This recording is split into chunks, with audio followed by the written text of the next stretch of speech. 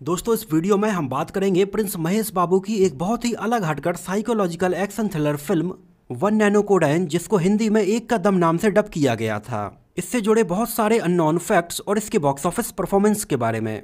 तो चैनल को सब्सक्राइब कीजिए और वीडियो पूरा देखते रहिए। हालांकि वैसे तो ये फिल्म बॉक्स ऑफिस पर उस टाइम पर फ्लॉप रही थी, लेकिन कई बार ऐसा होता है कि फिल्म फ्लॉप होने के बावजूद भी लोगों के दिलों में एक खास जगह बनाने में कामयाब रहती है, और ये फिल्म भी कुछ ऐसी ही फिल्मों में से एक थी। महेश बाबू की ये बेहतरीन फिल्म आप सब ने शायद जरूर देखी होगी, जिसमें क्या रियल है और क्या इमेजिनरी, इसी गुत्थी को सुलझाने में पूरी फिल्म की कहानी उलझी रहती है। एक्चुअली फिल्म में महेश बाबू हमें सिजोफ्रेनिया नामक एक साइकाइट्रिक डिसऑर्डर से जूझते हुए दिखाई देते हैं। एक्चुअली इस बीमारी में रियलिटी में कुछ ऐसा होता है जब हमें कुछ इमेजिनरी चीज़ें दिखाई देने लगती हैं और कुछ अजीबोगरीब आवाज़ें भी सुनाई देने लगती हैं, जिससे रियल क्या है और इमेजिनरी क्या है इसमें आदमी फ़र्क नहीं कर पाता है। फिल्म में सिजोफ्रेनिक डिसऑर्डर से जूझते हुए एक पेशेंट के बारे में काफ़ी बारीकी से दिखाया जाता है कि एक्चुअली में रियल लाइफ में ऐसे पेशेंट्स को कौन कौन सी मुश्किलों का सामना करना पड़ता है। महेश बाबू की इस बेहतरीन फिल्म को रिलीज किया गया था 10 जनवरी सन 2014 को। फिल्म में हमें नजर आए थे महेश बाबू, कृति सेनन, नसार, आनंद, अनु हसन, कैली दोरजी और प्रदीप रावत। और ये फिल्म एक्ट्रेस कृति सेनन की डेब्यू फिल्म थी। एक्चुअली कृति सेनन सन 2014 में ही टाइगर श्रॉफ के अपोजिट फिल्म हीरोपंती में भी नजर आई थी, लेकिन उनकी फिल्म वन नैनो कोडाइन इसके पहले रिलीज हो गई थी। फिल्म को डायरेक्ट किया था तेलुगु सिनेमा के one of the best director Sukumar ने, जो कि इसके पहले आर्या, जगदम, आर्या 2 और 100% लव जैसी कुछ बेहतरीन फिल्मों को भी डायरेक्ट कर चुके थे। और फिल्म वन नैनो कोडाइन के बाद उन्होंने नाना को प्रेमत हो, रंगस्थलम जैसी फिल्मों को डायरेक्ट किया था, और अभी फिलहाल अल्लू अर्जुन के साथ पुष्पा फिल्म की शूटिंग कर रहे हैं। फिल्म की स्टोरी सुकुमार और जक्का हरिप्रसाद ने लिखी थी और फिल्म को प्रोड्यूस किया था राम अचंता और गोपी चंद अचंता ने। म्यूजिक और बैकग्राउंड म्यूजिक दिया था देवी श्री प्रसाद ने। अब बात करते हैं फिल्म के बजट और बॉक्स ऑफिस कलेक्शन के बारे में। फिल्म वन नैनो कोडाइन उस टाइम पर तेलुगु सिनेमा में बनी काफ़ी महंगी फिल्मों में से एक थी। इसका टोटल बजट उस टाइम पर लगभग 70 करोड़ रुपए के आसपास रखा गया था, जो कि फिल्म देखते टाइम पर समझ में भी आता है कि फिल्म का बजट वाकई में इतना ज़्यादा होगा। फिल्म को मकर संक्रांति के टाइम पर टोटल 1500 स्क्रीन्स पर रिलीज किया गया था, और इस फिल्म से उस टाइम पर यह एक्सपेक्ट किया जा रहा था कि ये पिछली कुछ फिल्मों के रिकॉर्ड भी तोड़ सकती है। लेकिन उस टाइम पर हुआ ये कि इस फिल्म के 2 दिन बाद ही 12 जनवरी सन 2014 को रामचरण तेजा और अल्लू अर्जुन की फिल्म यबडू भी रिलीज हो गई, जिसकी वजह से फिल्म वन नैनो कोडाइन के बॉक्स ऑफिस कलेक्शन पर भी काफ़ी फर्क पड़ा था। और 70 करोड़ रुपए के इतने बड़े बजट में बनी इस फिल्म ने टोटल वर्ल्ड वाइड में लगभग 45 करोड़ रुपए का कलेक्शन किया था। और फिल्म का ये टोटल कलेक्शन इसके सैटेलाइट राइट्स और म्यूजिक राइट्स को बेचने के बाद था। और इस फिल्म को उस टाइम पर बॉक्स ऑफिस पर लगभग 25 से 26 करोड़ रुपए का सीधा सीधा लॉस हो गया था। हालांकि फिल्म के फ्लॉप होने का सबसे बड़ा रीजन ये था कि ये फिल्म मास ऑडियंस को ज़्यादा ट्रिगर नहीं कर पाई थी। हालांकि आप फिल्म की IMDb रेटिंग देखकर इस बात का अंदाजा लगा सकते हैं कि ये फिल्म क्लासी ऑडियंस को कितनी ज़्यादा पसंद आई थी। इस फिल्म को IMDb पर लगभग 43,000 से भी ज़्यादा लोगों ने 8.1 रेटिंग दी हुई है, जिन्हें फिल्म का ये कंसेप्ट, इसकी स्टोरी और महेश बाबू की एक्टिंग बहुत ज़्यादा पसंद आई थी। तो अब बात करते हैं फिल्म से जुड़े बहुत सारे अननोन फैक्ट्स के बारे में। डायरेक्टर सुकुमार ने अपने एक इंटरव्यू में बताया कि सिजोफ्रेनिक डिसऑर्डर से जूझते हुए एक पर्सन की स्टोरी का आइडिया उनके दिमाग में काफ़ी पहले से था। उन्होंने बताया कि इस फिल्म की बेसिक स्टोरी का आइडिया भी उन्होंने कुछ रियल इंसिडेंट्स से लिया था। उन्होंने बताया कि ये काफ़ी पहले की बात है, जिस टाइम पर वो एक बस में ट्रैवल कर रहे थे। सफ़र काफ़ी लंबा था, तो बस ड्राइवर उन्हें एक बच्चे की रियल स्टोरी सुनाने लगा। उस बस ड्राइवर ने सुकुमार को बताया कि एक छोटा सा बच्चा है जो कि बार बार उससे आकर ये कहता है कि उसके माता पिता को किसी ने इसी बस में मार दिया था। लेकिन इतने सालों बाद भी इस बात का पता नहीं चल पाया है कि वो बच्चा सही बोल रहा है या झूठ बोल रहा है। उस टाइम पर सुकुमार के दिमाग में ये आइडिया क्लिक कर गया, और आगे चलकर उन्होंने अपनी फिल्म वन नैनो कोडाइन में इसी आइडिया को यूज किया था। उन्होंने बताया कि वो पहले सन 2009 के आसपास ही इस फिल्म को बनाने का प्लान कर रहे थे, लेकिन उस टाइम पर महेश बाबू के और दूसरी फिल्मों में बिजी होने के कारण ये प्रोजेक्ट उस टाइम पर डिले हो गया था। हालांकि सुकुमार ने फिल्म की पूरी कहानी केवल महेश बाबू को ध्यान में रखकर ही लिखी थी, और आगे चलकर इसके लगभग 3 साल बाद सन 2012 में सुकुमार ने महेश बाबू को इस फिल्म की स्क्रिप्ट सुनाई।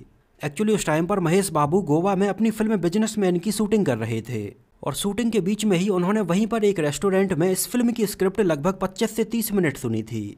और बस इतनी स्टोरी सुनने के बाद ही महेश बाबू उस टाइम पर इस फिल्म में काम करने के लिए तैयार हो गए थे। सुकुमार ने बताया कि ये उनका ड्रीम प्रोजेक्ट था, जिसको उन्होंने केवल महेश बाबू को ध्यान में रखकर ही लिखा था। इस वजह से महेश बाबू के अलावा किसी और एक्टर के बारे में वो इस फिल्म के लिए सोच भी नहीं सकते थे।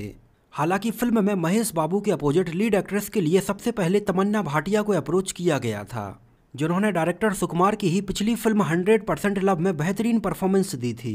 लेकिन तमन्ना के पास उस टाइम पर डेट्स की बहुत ज़्यादा प्रॉब्लम थी, इस वजह से बाद में उनकी जगह पर काजल अग्रवाल को अप्रोच किया गया। लेकिन सेम यही डेट्स की प्रॉब्लम काजल अग्रवाल के साथ भी थी और बाद में फाइनली इस रोल के लिए एकदम नई एक्ट्रेस कृति सेनन को अप्रोच किया गया और ये कृति सेनन की डेब्यू फिल्म साबित हुई। हालांकि उस टाइम पर फिल्म के एक पोस्टर जिसमें महेश बाबू और कृति सेनन हमें नजर आए थे, इस पोस्टर को लेकर उस टाइम पर काफ़ी कंट्रोवर्सी सामने आई थी। इस पोस्टर में महेश बाबू एक बीच पर होते हैं और कृति सेनन घुटनों के बल उनका पीछा करते हुई नजर आती हैं। उस टाइम पर बहुत सारे फीमेल एक्टिविस्ट का इस पोस्टर के बारे में ये कहना था कि एक लड़की को यहाँ पर एक जानवर की तरह दिखाया जा रहा है। इस कंट्रोवर्शियल पोस्टर को लेकर उस टाइम पर एक्ट्रेस समांथा ने भी अपनी आपत्ति प्रकट की थी और इस बात को आगे और बढ़ता हुआ देखकर फिल्म के मेकर्स ने इस पोस्टर को ही बाद में फिल्म से हटा दिया था। इसके अलावा फिल्म में महेश बाबू के बचपन के किरदार में उनके रियल बेटे गौतम नजर आए थे, जिनकी एज उस टाइम पर लगभग 6 साल के आसपास थी। फिल्म के मेकर्स का कहना था कि महेश बाबू के बचपन के किरदार में उनके बेटे से ज़्यादा और कोई सूट नहीं कर सकता है। इस वजह से महेश बाबू के रियल बेटे को ही इस फिल्म में साइन किया गया था। उन्होंने बताया कि गौतम के बस में कुछ स्टार्टिंग के सीक्वेंस को उसे बिना बताए ही शूट किया गया था, जिससे कि फिल्म के उन सीन्स में थोड़ी रियल इमोशंस आ सकें। इसके अलावा फिल्म के सबसे स्टार्टिंग में महेश बाबू का एक बाइक वाला एक्शन सीन भी रखा गया था, जिस सीन में महेश बाबू एक बाइक से एक कार का पीछा करते हुए दिखाई देते हैं। एक्चुअली इस सीन में जो बाइक हमें दिखाई जाती है उसका नंबर स्पेशली महेश बाबू और फिल्म को ध्यान में रखकर डिजाइन किया गया था।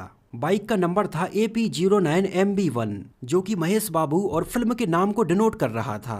अब बात करें अगर फिल्म की शूटिंग लोकेशन की, तो फिल्म को इंडिया में और इंडिया के बाहर बहुत ही खूबसूरत लोकेशंस पर शूट किया गया था। इंडिया के बाहर फिल्म के बहुत सारे सीन लंदन में, आयरलैंड के बेलाफेस्ट में और बैंकॉक जैसी जगह पर फिल्माए गए थे। और फिल्म 1 नैनो कोडाइन ऐसी पहली तेलुगु फिल्म थी जिसको आयरलैंड के बेलफेस्ट में जाकर शूट किया गया था। एक्चुअली बेलफेस्ट में फिल्म 1 नैनो कोडाइन के बहुत सारे सीन जहां पर शूट किए गए थे, उन्हीं लोकेशंस पर सलमान खान की फिल्म एक था टाइगर के भी बहुत सारे सीन फिल्माए गए थे।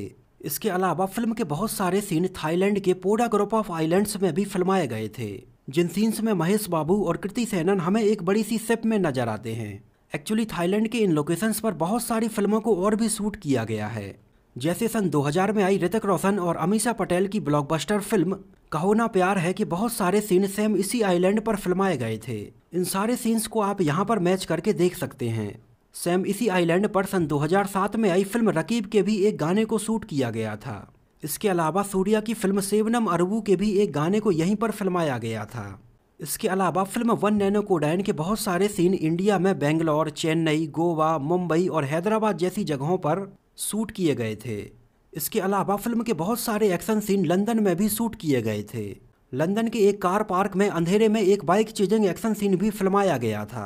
एक्चुअली जिस टाइम पर इस एक्शन सीन को वहां पर शूट करने का शेड्यूल रखा गया था, उस टाइम पर वहां पर अचानक से पावर फेलियर हो जाने की वजह से लाइट नहीं थी। इस वजह से वहां पर इस पूरे सीन को अंधेरे में केवल बाइक की लाइट में, कुछ कार की लाइट में और 2 अलग से LED लाइट लगाकर इस सीन को वहां पर शूट किया गया था। और जब ये पूरा सीन शूट हो गया तो ये सीन देखने में काफ़ी रियलिस्टिक लग रहा था। इसके अलावा फिल्म का एक और इम्पॉर्टेंट एक्शन सीन लंदन के एक ब्रिज पर भी शूट किया जाना था। और इस सीन को जिस टाइम पर लंदन के उस ब्रिज पर शूट किया जा रहा था, तब उस टाइम पर ब्रिज के दोनों साइड लगभग ट्रैफिक को 8 घंटे के लिए रोका गया था, जिससे कि इस सीन को वहां पर अच्छे से शूट किया जा सके। अलावा फिल्म में रखे गए एक आइटम नंबर के लिए पहले जैकलीन फर्नांडिस को अप्रोच किया गया था, लेकिन उस टाइम पर जैकलीन फर्नांडिस की ज़्यादा फीस की डिमांड के चलते उनकी जगह पर बाद में सोफी चौधरी को इसके लिए फाइनल किया गया था, जो कि इसके पहले सन 2013 में आई film shootout at Wadala के एक गाने आला रे आला में हमें नजर आ चुकी थी।